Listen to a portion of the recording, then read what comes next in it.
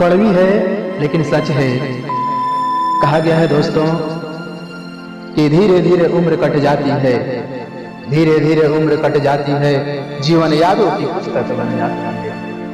धीरे धीरे उम्र कट जाती है, जीवन यादों की पुस्तक बन जाती है। कभी किसी की याद बहुत तड़पाती है और कभी यादों के सहारे जिंदगी कट जाती है।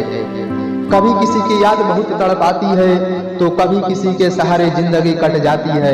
किनारों पे सागर के खजाने नहीं आते, किनारों पे सागर के खजाने कभी नहीं आते, फिर जीवन में दोस्त पुराने नहीं आते।